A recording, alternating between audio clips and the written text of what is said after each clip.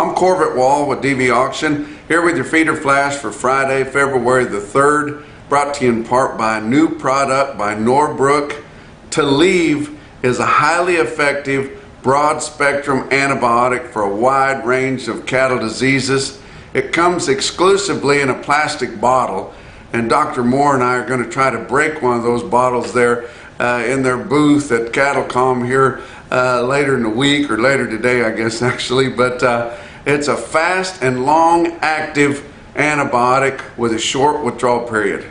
For more information, go to norbrook.com. Also, Farmington Regional Stockyards is having their replacement sale on Saturday at Saturday, February the 4th at 1 o'clock in the afternoon. Got a really nice offering of bred heifers, bred cows. Sure, they have a few pairs on hand. That stockyard is really doing a good job over there in southeastern Missouri, but not really down into the Boot Hill.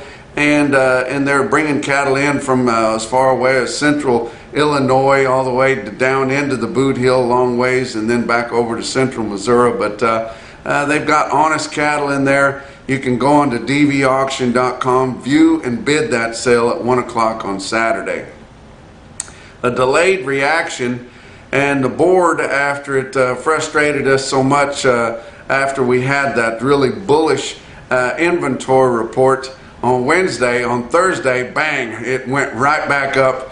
And that's the way the board is. It's just it's frustrating at times, but it seems like we're always happy with it whenever it's up big. Just frustrated when it's down, when we know that we have a fundamental right to be higher. But it was more up on Thursday than it was down on Wednesday, so we will take that. We posted new highs in your live cattle contracts all the way through. This bullish market is well going here, guys, and it's going to continue to go. The Southern Plains seems to be dug in this week at 160. Haven't traded a hoof in Kansas or Texas as of yet, and that's late on Thursday, guys. It's going to happen on Friday. Talked to Casey Bradshaw with Consolidated Beef Producers. He thinks that 160 is achievable, and it's going to blow by the Northern Plains. They've traded a few in Iowa, but really we haven't seen any cattle trade to speak of to establish the market, but it's going to be higher. But these cows are getting high, guys. We've talked about that. A week or two ago, I projected that we would see slaughter cows as high as $130 by this spring. My gosh, they've just taken off in the last week or 10 days, and they're already over $1 for your best high dressing cows. I don't know if you guys noticed that we had a comment on one of these YouTube videos here this week, and it was from Joe Don Pogue of Sulphur Springs, Texas. Got the sale barn there, and they do a really nice job. They have a lot of wean vac specials there, high volume sales there with some big bunches, but sits in a place where they normally don't sell a lot of cattle at one time in the ring, but they do at Sulphur Springs at times. He said that their top cows this week bring up to 105, top slaughter bulls up to 120, guys. We are well on our way there. These cows were down big on the inventory report. We've been talking about it since it come out, but total beef cows in the country declined more than 1 million head, and the declines were kind of centered around the major drought areas, which you could assume there. But the largest decline was posted in the state of Oklahoma, which is a big cow state, guys. But we're sure seeing tighter numbers of cattle all over, and these fundamentals are going to win out. When there's no cattle available, or extremely tighter numbers of cattle available, I don't care if we have high, I care, but it doesn't matter if we have high feed costs, which we do. Doesn't have anything to do with the inventories of fat cattle that we have, the numbers of yearlings that are going to be available, the smaller calf crop that we have available. Your high feed costs are a reason for that.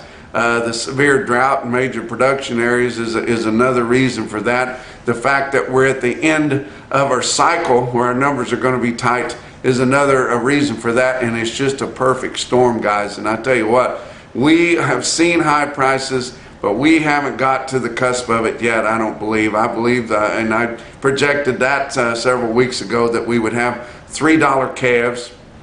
We've had some calves get right up against $3, weighing 3, way out in California where they've had a lot of moisture and they're going to have a lot of grazing. But talking to guys here at CattleCon, talking to the more guys at Joplin Regional Stockyards booth, and a lot of different producers and Feeder Flash gang members. And I tell you what, as high as these yearlings seem, and they do seem high for the cost of gains that we're seeing. I mean, the cost of gains are 145, 150, up 160. You know, there's cattle out there that should be making money up in the northern plains, but they're losing a couple $100 a head because of the severe storms on them and the weight that they've lost, and they just keep gobbling up that high dollar feed and using most of it just to try to keep warm.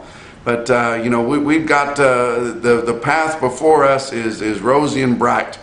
Let's talk about your board for Thursday. February live cattle futures up 132, about $1 more than they were down on Wednesday, but settling at 159.75. That's pretty close to 160, where we want to be in the southern plains to establish a market.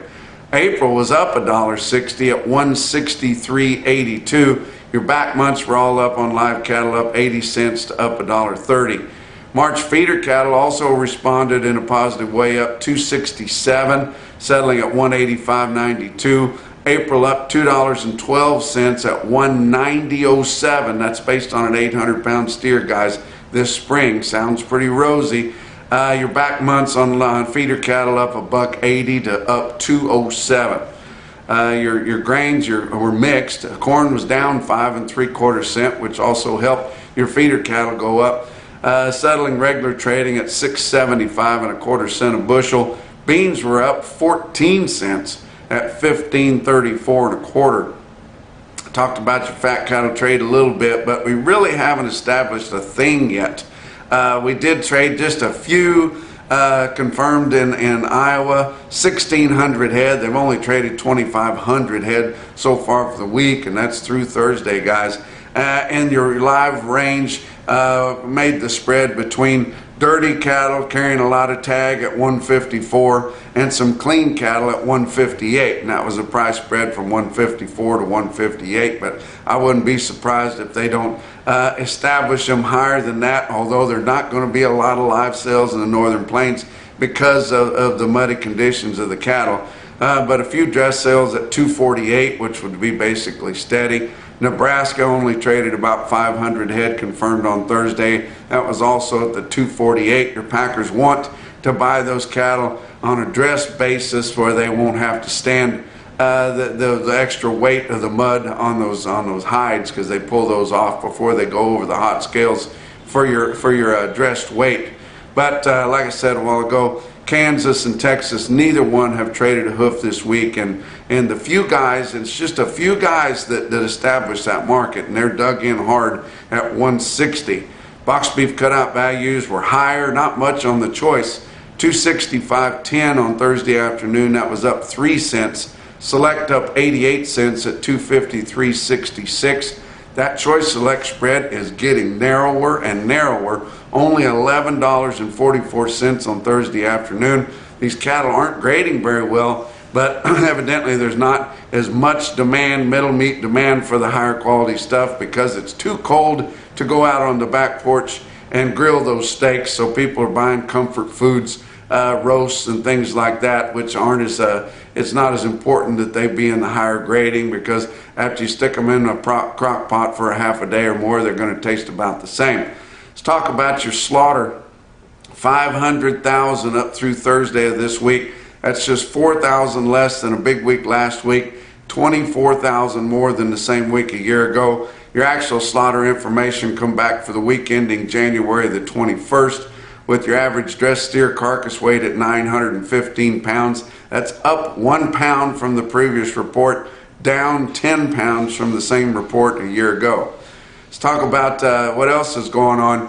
Punchy Pick of the Month come out earlier this week, and it was a big success. We had a lot of fun with it. We had a lot of people sending in their punchy picks. You just send it into punchy at nationalbeefwire.com, and we got a lot of people that contributed pictures. We had fun going through them. We awarded our top ones, and don't forget, the prize for being the Punchy Pick of the Month is a bunch of cool swag from Beaver County Stockyards, Beaver Feed in Beaver, Oklahoma, and then you get a case of Ferapeace from Dr. Rodrigo there with Ferapeace, and that's a revolutionary product that is going to change this industry, guys.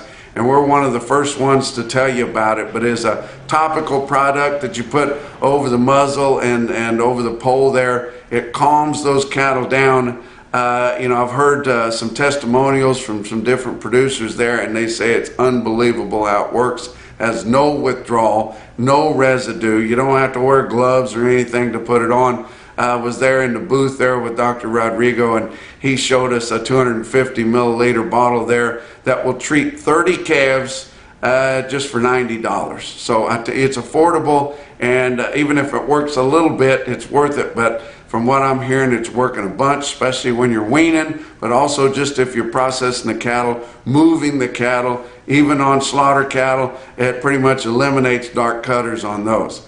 Talk about your feeder cattle market. Your real-time index on DV auction late in the day on Thursday, sitting at 181.03 based on a cash 800-pound steer. You notice our numbers are not near as big. That's a 7-day moving average. Only 26,000 head in that pool. It was up over 65,000 here just a couple of weeks ago, guys. But still a really good price there on those yearling feeders.